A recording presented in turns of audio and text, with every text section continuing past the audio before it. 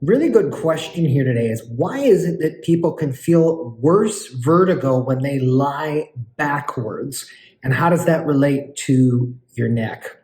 Hi, everybody. This is Dr. Jeffrey Hanna at Clear Chiropractic, and welcome to another explanations video where we take a little bit of time just to explain some of the nuances that are involved with some of the more common things that people experience. And vertigo, believe it or not, is one of the top conditions that people experience in health in their lifetime. The sensation of the world spinning like this. So there's a couple of things to understand about the nature of vertigo. Vertigo is a sensory perception when your brain is either A, receiving faulty information about balance sense, or is getting insufficient information at the same time. And there are three important sensory, basically, inputs when it comes to vertigo that you need to know about. The one that most people are familiar with is they're going to be their inner ear, what's called the vestibular apparatus. This is going to be the little device that senses, kind of like a gyroscope, where your head and your brain are, whether upright or on their side with respect to gravity. And you can appreciate that if you ever had a tumor, swelling, or issues involving this particular area of your brain, instant vertigo, and very, very severe as well. Now, here's the thing. A lot of people who experience different vertigo conditions, whether you would call it a BPPV, so benign paroxysmal positional vertigo, whether it is a Meniere's disease, whether it's a labyrinthitis, whatever you choose to call it, they've had a brain MRI. The brain MRI says, nope, there's no lesion, no pathology, quote unquote, everything is normal. And yet these people still experience vertigo, which means that there must be something else going on. And this is where it's very useful to understand those other sources of input. So the first one is your vestibular apparatus. The second one is your eyes. Your eyes tie directly, or more appropriately, indirectly, into the centers of your brain that are responsible for balance, coordination, and equilibrium. Think about it. Your eyes are giving your brain continuous information about where your body is relative to the horizon.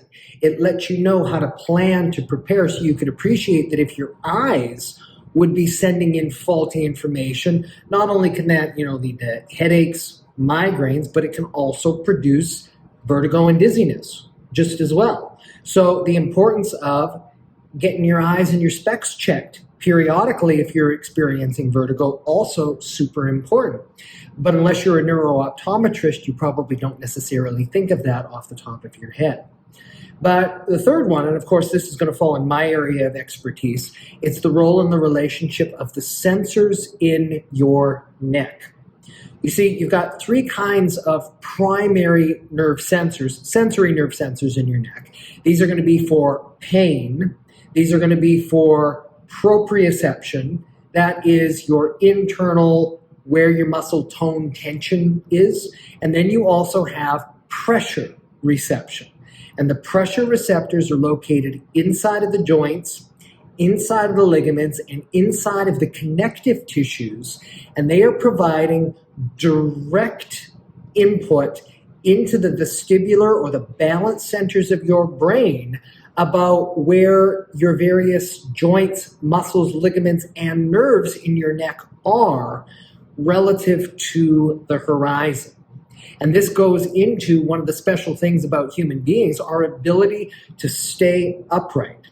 You see, if we're not getting proper amounts of information, letting our brain know about where our body is relative to the horizon without our eyes open in the first place, that's going to lead to significant numbers of problems. So we've got these three major sources of input. Now, the question that I'm addressing in this particular video, how and why is it that a person can experience worse vertigo when they go into a lying down position? Because you see, a lot of times people say, oh, it's because you've got quote unquote crystals on the inner ear. They just need to be repositioned and that will solve the issue.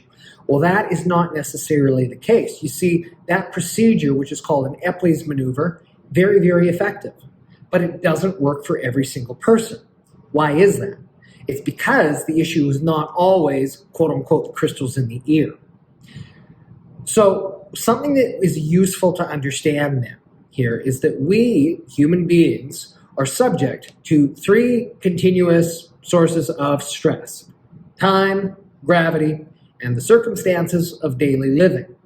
When you are upright, force of gravity is working down like this, and it's producing continuous input to the various nerve sensors that would be existing in your body. In other words, when you are upright, your brain is getting continuous information about where everything is spatially, okay? Now here's the thing. If and when you've ever had an injury, really to any part of your body, but especially your neck, your brain's not stupid, and it's going to realize, okay, if we've got an area that has been injured, either arthritic damage, whiplash, concussion, falls on the tailbone, whatever it would be, these forces have the tendency to go to the spot of least resistance, which is going to be the cervical spine. And if it's been injured, your brain's going to now want more information about that particular area of your body. It's going to say, okay, well, we need to keep a really close eye on this to make sure that nothing else bad ever happens. We need to make sure that we are mothering it, making sure that the muscle surrounding it is properly tense, because otherwise you're going to have a little bit too much aggravation, too much stress, too much irritation. That's not going to be a good thing at all. So point being is that when you've got areas of injury, particularly in your neck, you've got more sensory neurons in that area so that your brain is always aware of what's going on. Now, remember what we said. There's three kinds of primary sensory neurons in your neck: the pain ones, the proprioceptors, and the pressure receptors. Pay attention. 2 out of the 3 of those don't involve pain whatsoever. So you can still have a problem even if you aren't experiencing physical pain. So when you're upright, gravity is normally going to be that stimulation that lets your brain know and causes all of those nerves to fire in those damaged areas. But consider what happens when you go from the upright into the lying back position. You don't escape the force of gravity because you're still living on planet Earth. However, the distribution of that gravity changes in such a way that those neurons that were firing under the normal compressive load of gravity suddenly are not firing near as much. And if that particular area has been injured, and now it's not sending your brain all of that pressure reception, that balance and spatial position information that your brain needs, your brain will effectively say, where's it going? What's going on? Where are we? What's happening? What's happening? And that in and of itself is enough to produce that cascade and that vertigo effect.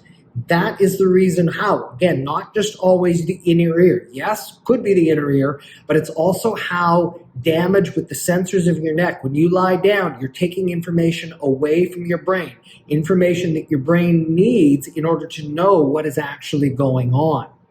So what this also suggests then is it suggests that if you are having that experience of going backwards, we've got damage, we've got an issue that needs to be resolved. Because fortunately, even if you can't ever make your body go back to the way that it would have been 10 years ago before any injuries, if you can allow those tissues to heal, it means that your brain doesn't need to keep quite as much of a close eye on the situation. And this is how then, even though you might be experiencing vertigo right now when you're going into that lying down position, that does not necessarily mean that that always has to be the case. If you can allow the tissues to heal by doing the right things, making sure that your neck is properly aligned, making sure that it's moving properly, making sure that it's stabilizing properly by doing the right kinds of activities and not doing the wrong kinds of activities that are continuously going to move your head at downward, crisscross, repetitive, stressful, strainful angles. By allowing all of that to heal, that is going to allow you to be able to go up and down like the issue wasn't there. The thing about it is realizing that it's not always the inner ear that's going to be causing the vertigo issue, that it can very well be the neck. So hopefully you found that there was some usefulness, value in this particular video. If you did, number one, please do like and subscribe it. Number two, please do share this with your friends and family. Between the two of those right there, that helps the internet algorithms know that this is valuable. And so it helps other people find this information. You need to know it. And number three is if you are experiencing this kind of situation that we're describing, and if you're in the local community, certainly would be happy to help you out. My name again is Dr. Jeffrey Hanna, Clear Chiropractic in Spokane. Get well, live well, stay well. Thanks everyone for watching. We'll see you next time. Bye-bye now.